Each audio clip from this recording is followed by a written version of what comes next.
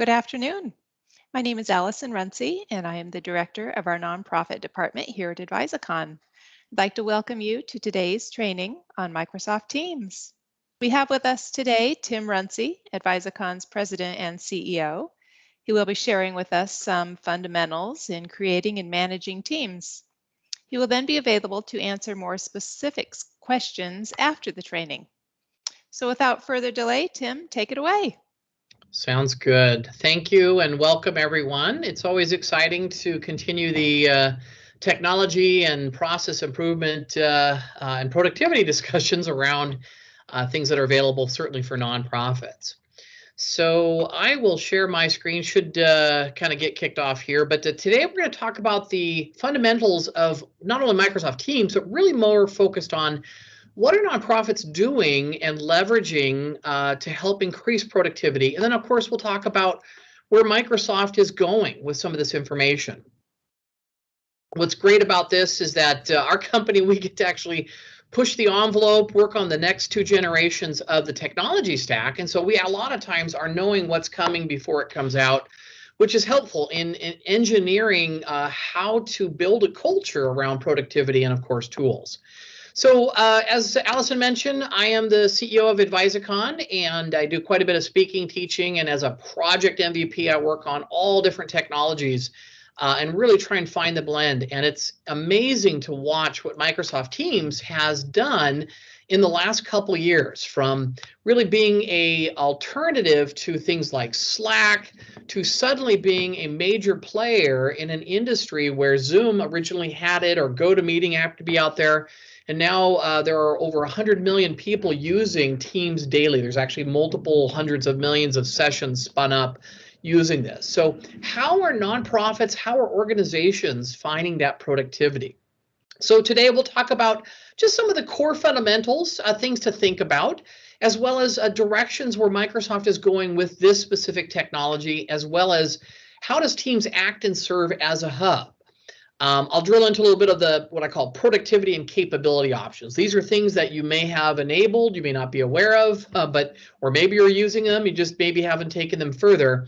And of course, as always, I love to demo, get in and just talk through some of those. So what's great is we'll do a quick summary recap, and then I'll pull back here. And for those of you that may be watching this recording later, feel free to reach out anytime, but we always encourage questions and follow up around how your organization is using perhaps this or can use it. So let's, without further ado, kind of dig deeper into what I call the fundamentals and directions of Microsoft Teams. And some of the facts are that Teams is used in over 500,000 organizations. So what's interesting, when I talk with Microsoft and they talk about features and capabilities, what they do is they literally have a database of information that says, what are people asking for? What are they doing? What's not working? How long does it take to open? And people are providing comments and feedback about their session. And so they literally are prioritizing their work list in a software development approach, which is, how do I continue to evolve this? And while 91% of Fortune 100 companies are using Microsoft Teams, what's more important to understand is what's happening in, say, nonprofit communities where organizations are saying, look, we need to collaborate across teams that are in different countries. Maybe we don't have, we have spotty internet. How do we really eke productivity, not just with collaboration and communication or calls, but really how do we centralize some of that? And I'm going to talk about where that both goes in with Teams, as well as some complementary pieces that go together with that. Now, what's fun about this is that this gentleman right here, this is the CEO of Microsoft today. His name's Satya Nadella. And he basically came out and said, a team is how you get things done. Well, we know in nonprofits, sometimes it's volunteers who help do a lot of the heavy lifting. But the idea is that there's a collaboration component that goes around how Teams has worked. And when Microsoft looked at Teams and said, we really have a gap, not just using Skype or Skype for Business to have a conversation, but there's this, what they call task hubs, these hubs of activities that people are using. And right now, why are people hopping between 5 or 6 different technologies, Word, Excel, popping into, say, a scheduling tool, maybe they're running reports on Power BI, They've got workflow, they've got SharePoint, lots of things, but boy, there's no really what we call a task or a hero hub to bring those together. And this is where, even in the project technology space, is that Teams plays a very important role that says, look, I don't even care if it's Microsoft. As long as we're making it an open source, we can actually bring that information in and utilize that. So in terms of the accessing technology spectrum, Microsoft Teams, or in my screen here, it's TMS. It looks like my word wrapped a little bit more on my Zoom here. But the idea is Teams sits at the center, directly around how people will bring the information together. We call this kind of the technology spectrum. And organizations are finding what used to be is they'd have Outlook open on their desktop every day. Now people have Outlook and Teams open. Not even necessarily the applications. They may have folded those into Teams. So let's take a look at some of the options that we have around productivity and capabilities. And then getting started here, I want to talk about something that is not Microsoft Teams, but it is designed to be an alternative for organizations that really want that connectivity and coordination across a network, but that network doesn't have internet access. So whether you're looking at Yammer, which is an open revolt, and there's there's hot spots and there's things that are going on, or if you have countries that are just third world, or perhaps you're down and you've got no reception to get to Wi-Fi, and you don't want to spin up a hotspot. What Microsoft also offers is something called Kaizala. And Kaizala is really designed to be kind of the opposite, which says if a team is struggling to get to an internet, they can certainly use a mobile service to have that collaboration and connection. So side note here, I want to talk about that because in the nonprofit space, in many cases, organizations are working in many different regions, countries. They have different missions that they're focused on. And sometimes those teams don't have easy access to the internet, or in China or some other places, they can get it shut down. And so you don't want your technical or your development teams suddenly to lose access to that. Now, when we think about organization in terms of productivity, this is important for us to look at how we tackle what function people are trying to work with. You notice here I'm just showing a screenshot of something called Microsoft Shifts. So a lot of times people say, well, hey, look, I don't need a full scheduling technology, or maybe Planner might be a little bit more than what I'm looking for. But I just want to kind of schedule shifts. I can kind of see what our people are doing, where are they at. There's a lot of these, and they can be added quickly and efficiently as what's called apps. So Teams is designed for you to be able to put apps inside of it, whether you build them, whether organizations are building them for you, whether they're actually native and they're being shared. But the idea is that you've got this quickly allocate time slots, lightweight resource management tools. You've got survey tools. You've got lots of things that even Microsoft hasn't made, but they've given a portal to get into this.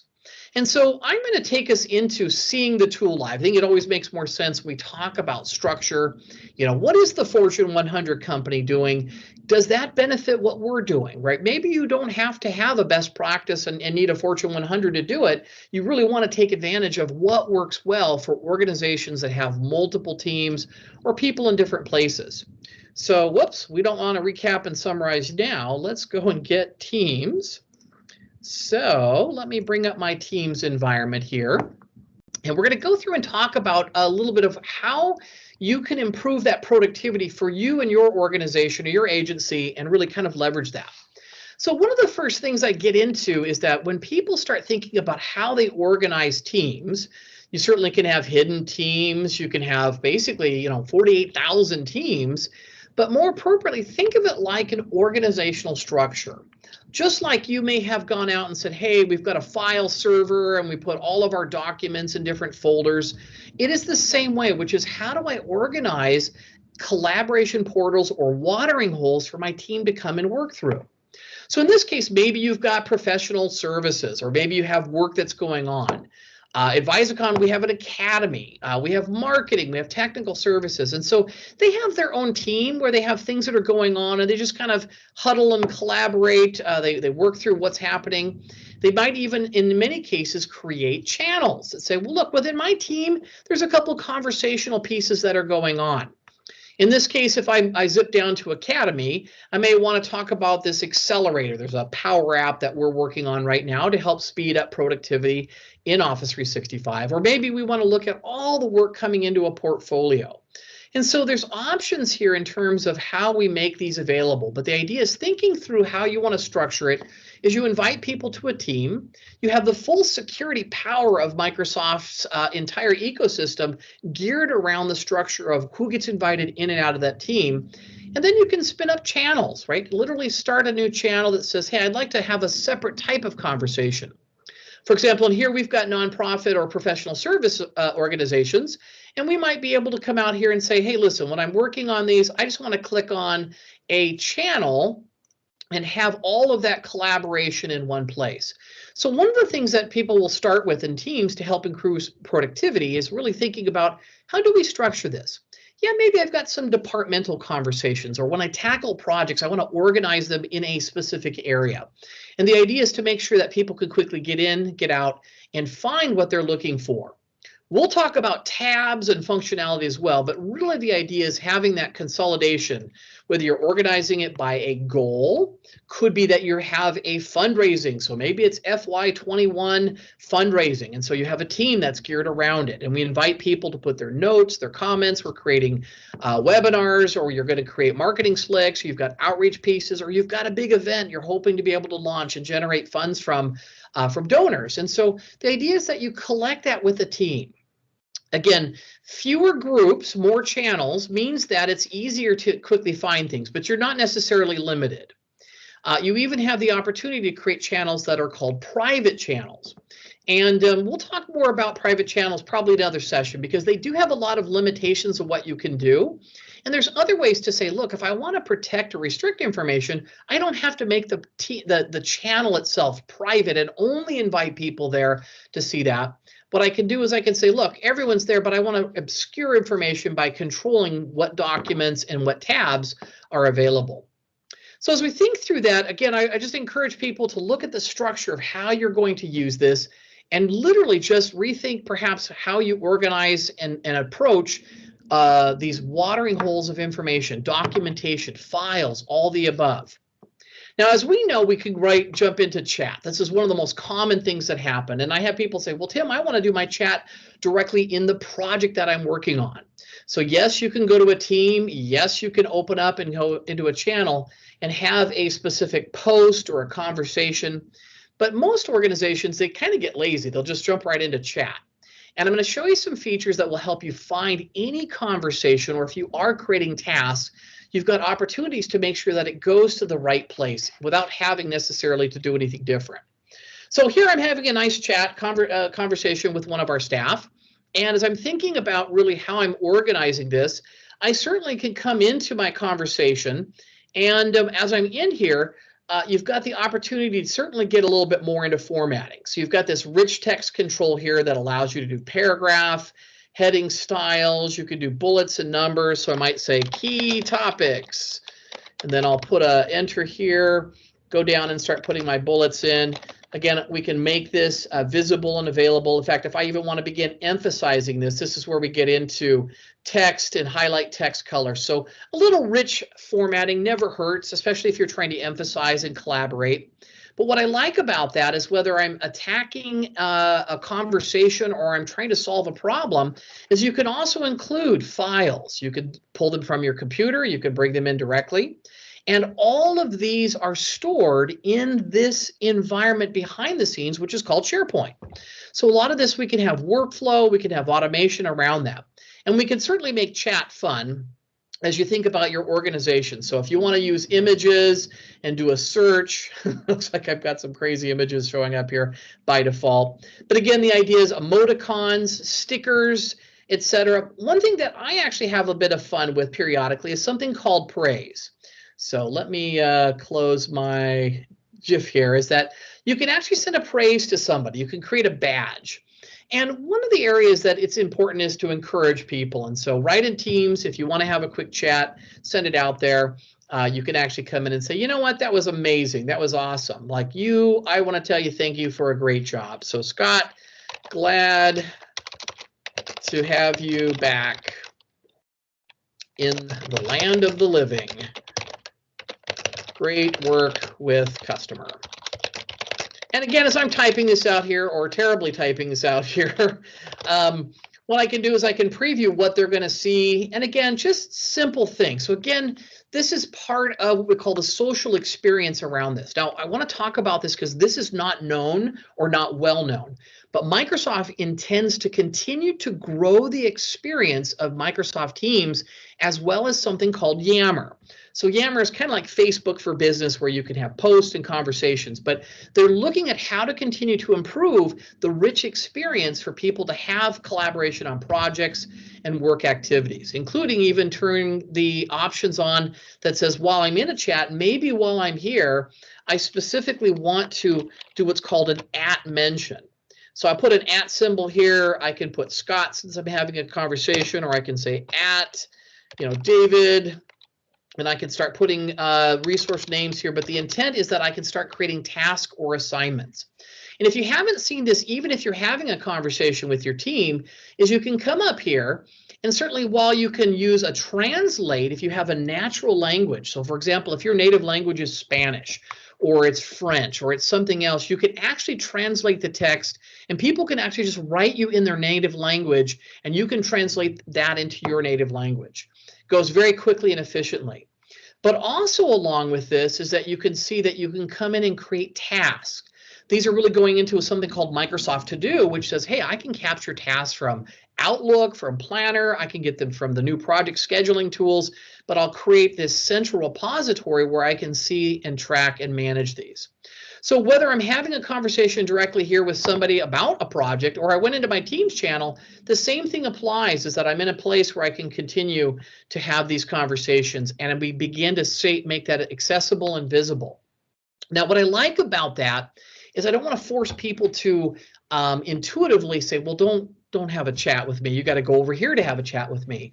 And the reason we can have chat anywhere, even if we're referencing a topic, and while it might make sense that we keep collaborative notes, files, and documents inside of a team channel where maybe that work is, one of the things you're going to find here is you've got an extremely powerful search engine. So literally using what's called the command bar here, you can type a \, and there's a whole series of basically commands that you can look through. So for example, if I wanted to find, hey, what's new in Teams? I can literally type it in here, and it's going to go out and do a search for it and tell me, here's the latest features. So even if you're not sure what came out or what appeared or what changed, we have the opportunities for that. Or even better yet, if I hit a \, maybe I'm looking for, I need to actually find something on Wikipedia. So I'm put @ Wikipedia, and let's see, Wikipedia, spell that right. So again, as I begin looking in here, I can ask for things, or if I want to have it, I can actually do a search for text out there. So you're going to see more integration with external websites and options. Or maybe I'm trying to go to a specific site. So maybe I'm looking for a particular team. And if you have lots of teams in your organization, you can start typing and searching directly for that versus coming over to the team side and scrolling through a lot of the options. So even files, if I'm looking for a specific file. So for example, let's say that on one of my projects I'm working here, and I've uploaded a, we'll call it a decision matrix. I'm doing a bake-off between a couple different options. So even if I'm over here in chat and I go, well, listen, I need to actually kind of do some search here for something, I can start typing a \, put files, and I can begin looking for the specific file. So if I say decision matrix, is there a conversation here? Or if I want to begin looking in any one of these left navigation categories. So maybe I'm looking across all my teams and saying, well, look, it wasn't in the file section, but hey, listen, let's go ahead and do a we'll just do I'll just type in the name, decision. I can say, there it is. So the file search, the text search, the contextual search, even open-ended, is extremely powerful. And so as you begin thinking and organizing, in many cases, I just encourage people, communicate, collaborate. If you can organize and put things in the same place, it makes it easy to learn from. But boy, while you're going forward, you're not restricted. If you need to find where that was, I can actually find a file, a conversation, a person's name, etc., due to my command bar and my ability to look and search through that. There's many more commands around that, but the idea is it's making it easier. Or if you want to begin filtering what we call our left nav here, if you've got hidden teams and hidden channels and conversations you're looking for, if you look closely in the left-hand side here, you can hit that drop-down arrow and do a filter. And this filter isn't just doing an open crawl search. It's saying I can find something very specific. So if I was looking for archive, if I can type archive, okay, here it is. It's going to look across all my teams and all my channels, including if I need to go down into hidden sections that I need, it'll let you find that. But again, that's the idea, is that use your filters, use your search to help quickly organize that. And even if your team isn't perfect at putting information in there, it's not going to restrict you from keeping it in a central location. Part of that is also understanding that while you're working in a project, projects in many cases have checkoff lists and tasks. And so what I'm going to show you here is our ability to add something called tasks by planner and to do. And so remember when I was talking about doing some of those at mentions? Well, notice here I can actually start creating tasks that say, well, while I'm in Outlook, I can certainly flag things. So if I want to bring up my Outlook and right click on something, it starts capturing these into to do. Or if I'm looking at Office 365 Planner, which is a task management tool, that's available. But here it will centralize and keep all of that in what they call a task hub. Really kind of flows that together. And you can organize these like, oh, here's my running to the store list, and I need otter pops for the neighbor kids, and my wife wants me to get some healthy milk that's organic, etc. But again, I can also go over here and start looking at tasks by title, look at where they're coming from, understand, hey, if I need to drill or link right to it, I can find that. So again, you can even add your own task or sort or prioritize and filter by your due dates. So in that channel approach, in terms of organizing this, you can add something called a planner board. I've got one here and I'll show you, but we won't spend a lot of time here. I've got a lot of videos that we've talked about planner, but the idea is as I come in, I can actually come in and add more apps, more tools, more tabs across the top that really help me organize the information I need to see. So if I start typing planner, you'll see here, oh, there it is, task by planner. If I want to add a planner board, I certainly could. And now I've got this Kanban post-it note type board that I can create checklists, I can add attachments to it, and I can organize or manage these things directly. Again, if you're beyond planner, maybe you need something a little bit more bite, you can use something called project for the web. But notice I'm just adding these as tabs. And as I come in here, my team simply clicks on, and if they have a license or permission, they can actually come in and say, well, listen, let's let it load here. But I can come in and look at my activities and my tasks. And if I just need to do simple work and say, yeah, that's going to take a little bit longer, and oops, I forgot I better link this to that activity, you can create these, again, still in teams, but organizing either scheduling tools, OneNote, planner boards, or even looking at just simple lists, which is like Excel, for the team environment. So you have these checklists, you can sort, filter, and group, and put notifications on. And no matter whether I'm organizing and putting information in a planner board or I'm dropping it into a team in its files, you're always in a place that says, when we add artifacts or attachments, this goes into SharePoint. And the SharePoint now actually has a very powerful search engine. In fact, let me just bring it up. It's loading right now. But if I want to see the files associated here, great. I can come in, I can build views, I can do version control, I can share, I can control what people see. I have alerts and notifications. So under the hood of Teams is the full power of SharePoint, allowing you to organize, collect, and collaborate versus keeping files stored on a hard drive or in 15 different places. And this is a big uplift when it comes to that productivity.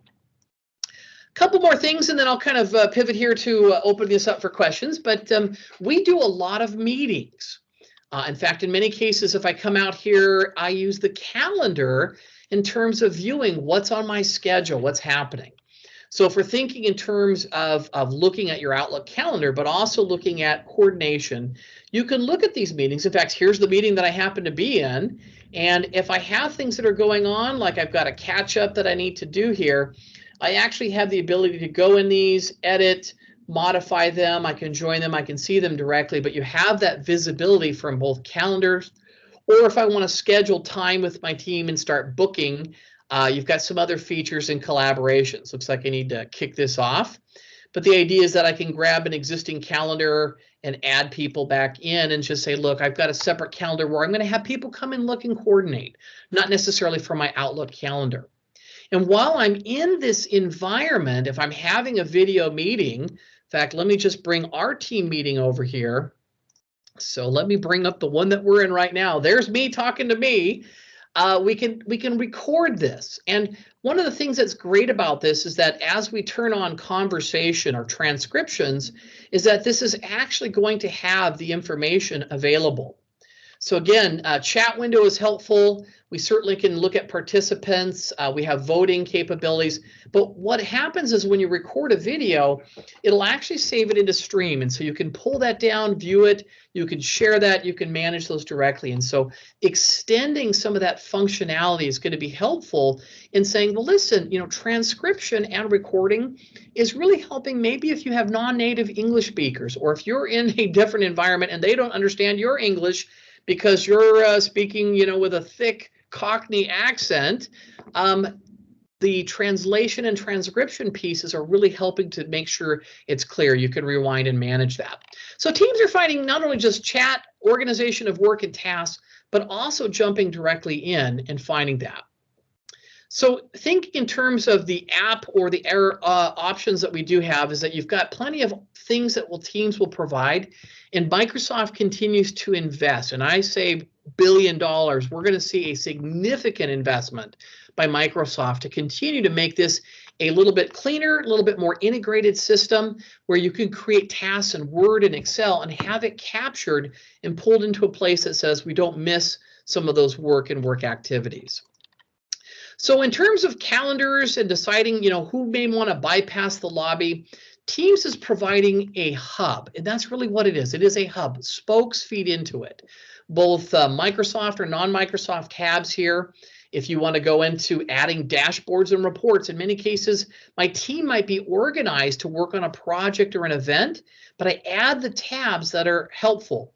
And maybe I do have financially secure information that I don't want people to look at. Well, I can put that in a OneDrive or basically in a SharePoint library, and I can restrict access, but add that. And the secret here, and this is where a lot of people go, Tim, I tried to add this type of an app and it didn't work. Let me show you. This piece right here, add a web page or a website, is the magic formula that says, if you build an app and you make it a web viewer app, you can load it as a web page. Apps in Microsoft really are the antithesis of saying, I don't have to launch a separate executable. I give you a web page. And if you've got a URL, you can add these directly in. So people say, well, I'd like to add this. Well, do you have a web page or a URL for it? Well, yes, I do. It may not show up in your list, but you certainly can add that and drop it in. And so people are finding more and more in terms of the features and capabilities of Teams to help improve some of their productivity. So again, just giving us a little slice and a recap of some of the options that we have here is that Microsoft will continue to invest in this. This is going to be a hub where you can organize both files, documents, artifacts, projects, collaboration, and just need to think through that a little bit before you rush in and generate, 48,000 teams when maybe it's 40 teams and, a couple, maybe 200 channels, depending on what's happening. Or maybe what we do is every year we have collaboration, we organize that. But we think about how we structure it. Again, like SharePoint used to be the intranet or the extranet for some organizations, all these are really designed to say, look, if you're putting files or documents, they want to collect and capture these. So SharePoint under the hood provides you the benefit for that. And again, all roads are flowing into this Teams hub.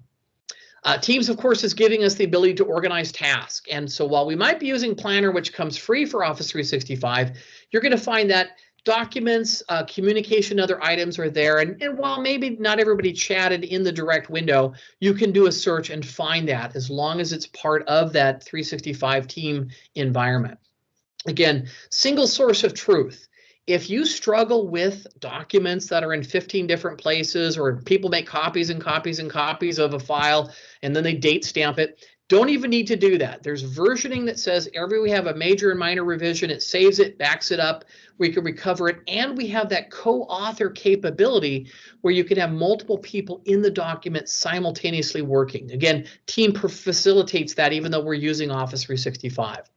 And of course, I encourage people, don't forget to have fun, right? We stress about all kinds of things. We work on hard projects and challenges, but really the collaboration that happens is that you can infuse that. And Microsoft will continue to grow this.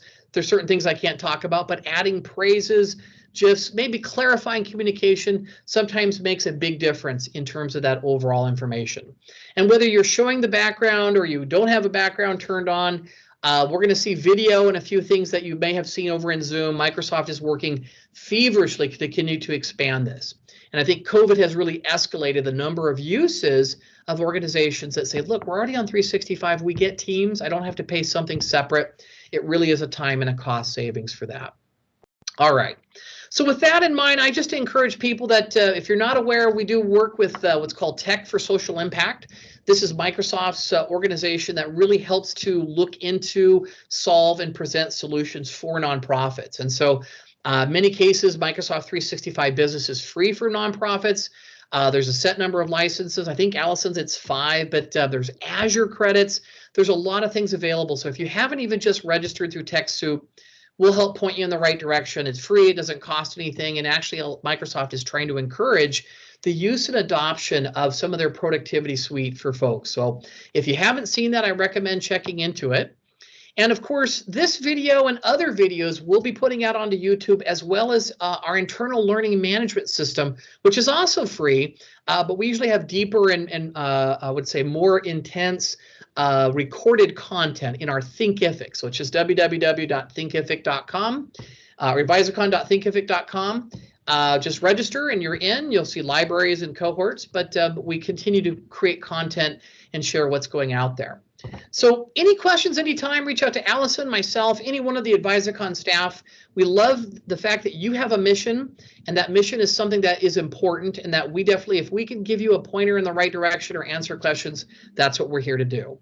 So again, back to kind of our standing mantra, which really in terms of this is our Advisicon nonprofit is really serving those who serve. And that's you guys and gals working through this. So Allison, let me turn this back to you, and we can kind of maybe push forward and take some questions. Sure. The way that it works with a webinar in Teams is you can type your question into the chat window, or if you would prefer to raise your hand, there's an option towards the right top of your screen. If you want to raise your hand, I can unmute you and you can ask it verbally if you would prefer to do that. So just let us know if there are any questions. We'll hang on for a few minutes. I think Deb had a question about Airtable. Do you know what Airtable is, Tim? And I don't necessarily. Deb, you wanna talk a little bit more about Airtable? Again, it looks like it's an external app for task tracking, correct? Is that what it is? I'll try to unmute her. Give me a second. I did do a little research while you were talking, and it looks like it's a fairly simple process to add Airtable and Microsoft Teams together. Yeah, let's just take a look. While Deb, appreciate you posted the question. Let's just look. Pretend I want to add Airtable here. So usually the process would be I just go in. Let me back that up. Is I'd hit this plus on the far right hand side, which says I'm going to add an app, and they call it a tab, but really these are all apps. So whether Microsoft made them or non-Microsoft organization, there's actually some really fun stuff in here. I was looking for a couple. We've got Polly. You can do polls, SurveyMonkey. There's lots of things that you have here. But let's just type in Airtable.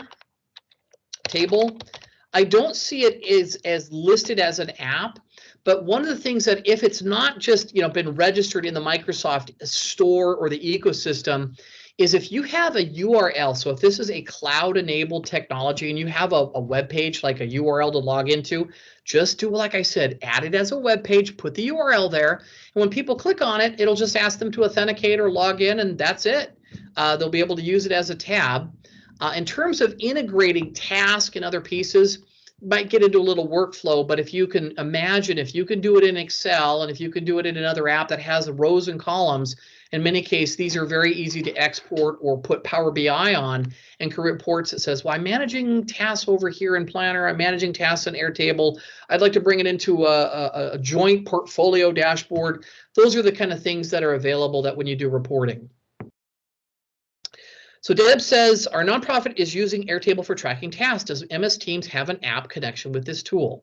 And that's a great question. So I don't see it listed, but that doesn't mean Airtable hasn't posted it. But try that, Deb. Just try adding as a web page. So the idea is that, yep, use Teams, but you know what? We're not going to use Microsoft Task Tracking. We do it somewhere else. Great. Just add that as a website, put your URL in, and it's pretty straightforward. So usually give it a name. We'll call this Airtable Tasks. I don't know what the URL is, but let me pop over to Bing and get my mouse here. Where's Airtable? Not Airbnb, airtable.com. Let's see if it's out there. And here it is, sign up. Maybe there's a sign-in page. So let me go to my sign-in page here, and I'm just going to grab this URL. I'm going to go right back here and go, yep, this is what I want. I think they want an HTTPS. You can post. I'll turn it off here because I don't need my professional services team getting notified that we've added this, but let me hit save. And there it is. And when I come here, it loads this page. So if you've already have an open account or you have it directly in here, just logs you right in. So not really an app, but it's a page. And as long as you have a web page, you can drop just about anything in there. Excellent question. Other questions?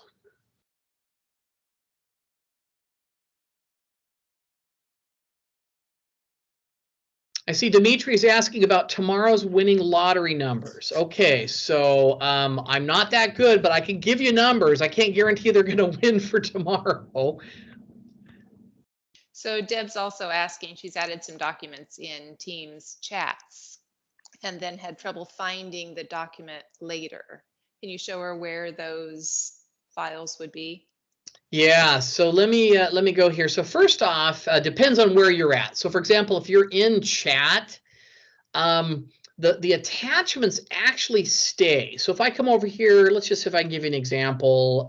Poor Scott, I'm bombarding him with stuff here, but let's just grab one from my computer, and let's just grab an office background. Let's say I want to share this out with my team, so I'm going to attach it here. So the idea is that this file, while it's sitting in this physical chat, any artifacts are actually open in what they refer to as SharePoint. And the reason for that is I might go in and say, hey, let's chat with Carla and we'll talk about our webinar we just did before this one and Allison, etc. And when I go here, I can see that I've got some content that's sitting. Well, if we want to come back in here and I'm saying I'm looking for Office, it was like a JPEG or something. If I start coming in here, whoops, if I can type Office, then I can start looking for conversations, text, or if you're storing those in a team environment itself.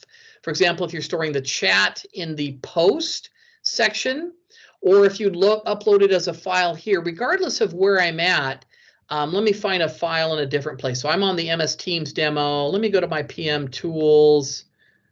Let's see if I've got a file in here. EULA, right? So EULA ideas, that's end user licensing agreement, really crazy stuff here.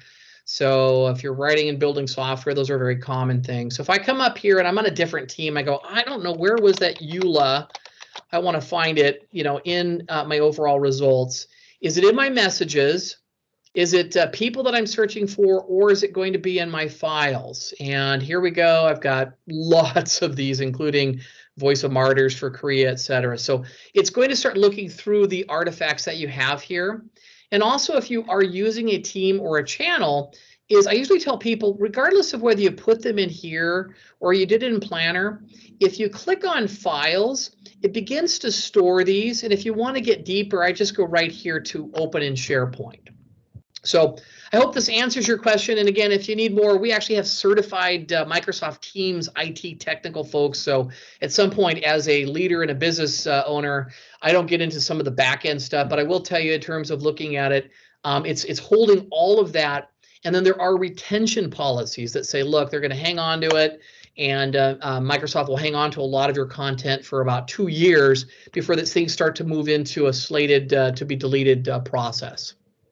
So just for clarification for Deb, when you put a file into a chat, does it automatically go into that files where you're sitting right now for the chat that you posted the document into? So if you're posting here, right, or if you're putting files in a channel, that'll be stored, they're stored all part of this container object. So if you understand the structure of a channel and a team is a security group. It allows you to invite people. You have the ability to invoke that. And then a team itself, when you create it, has a general channel. And that's typically where anything goes if you don't create other channels. So basically you'll have files and you can kind of see we put a bunch of tabs over here for professional services. But if you want to have specific conversations, yes, the idea is that all of the artifacts post in here. So if I put a chat or I put a file, they'll be part of this library. It's actually a whole library, like a SharePoint library that's stored behind the scenes. And that's where it's keeping track of all your objects and artifacts. And that's kind of how Microsoft, at a high enough description of where they're structuring that. So will you can you chat with me and send me a file? Just so we can show Deb when she's just in a chat, she's not in a team. You and I are just talking. And you not for this chat here. So we'll just go over here and start our chat. Right. All right. So hi there. Can you look at this file for me, right? I hit enter. Oops, I forgot to attach it. So whoops, sorry. Here is the file. Let me upload. I'm going to attach something local. Make sure I'm just grabbing images here, but I'm thinking of this beach calm water MP4. It's a video. So let me grab something a little smaller. It's a bamboo house. Okay, let me attach this in here. Okay. Good. So let's say that we have lots of conversations over a period of time, right? Will you send it to me so we can actually see? Oh, yep, I haven't hit the enter or send yet. There we go. These stay in this container, right? So this container here. And if I go to files, you see it sitting right there? There it is. So when this chat, right, it's saying, oh, hey, if you've uploaded a file or attached something in a conversation, the files with the container that you're in, whether it's a chat, a team, a channel, you'll go right here and that's where it collects and keeps those together. And if she didn't remember, let's just say who she had that chat with, but she knows she shared that file with somebody, she can go up into the search bar and type what she thought the name of it would be, and it would bring up bamboo house. Or if let's look at something about bamboo. What was that? Where is it at? Well, was there a message where I put it in there? Is it a person named Bamboo? And I should be able to see all of the places where we've referenced or pulled this in here. There's quite a few options there, but again, that's really, and then it'll tell you where it found it. Notice it says, oh, hey, over in professional services, we've got Bamboo Core 2 Windows Server page. So literally looking through some of these. And the idea is also if I come over into chat, and maybe I'm on a conversation with Carla, but I'm in chat, and what I want to do is on a filter, and you said bamboo, right? Well, you say, well, I don't find anything. That's because there's nobody named bamboo, right? So that's where we talk about filtering the object by the artifact, or just coming up and looking for, you know, some of our objects, people, and files. So usually just come up to this command line. This is where you're going to find it. And I sometimes will get a little bit descriptive. Put the, you know, here it is, a docx, or put the JPEG or Windows meta file, and you may have many, many pages for that. But normally these are just contained in the conversational objects that you have directly. Hopefully that answered your question, Deb. If it didn't, let us know. Oh, thumbs up. Oh, good. Hope we maybe over answered it, but too much information. Yeah, this is again, and I will tell people things are changing on a daily, weekly basis. There's enhancements, there's updates. There's things that are being worked on. And so I think even yesterday I was looking at some of the task management tools that Microsoft had, and they adjusted some of the menus, renamed some things for clarity. And I'm like, oh, that's what that is. Oh, that makes a lot of sense. I already knew what it was, but they changed the label on the tab and a few things that are helpful. So these things will ripple in. And that's why I like coming out here going, I'm using Team. What's new, right? What's new? And I want to know what's happening. You can do this. There's also other places that Microsoft posts and publish for everything in what's called the roadmap. But again, you want to know, it'll just tell you what's going on, what's happening, where are those things particularly at. Great, thank you, Tim. Any You're other welcome. final questions?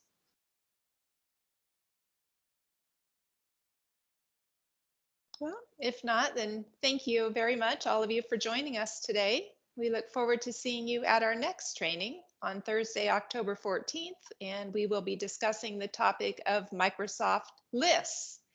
If you have questions or you would like more information, please feel free to reach out to us by phone or email at contact@advisicon.com.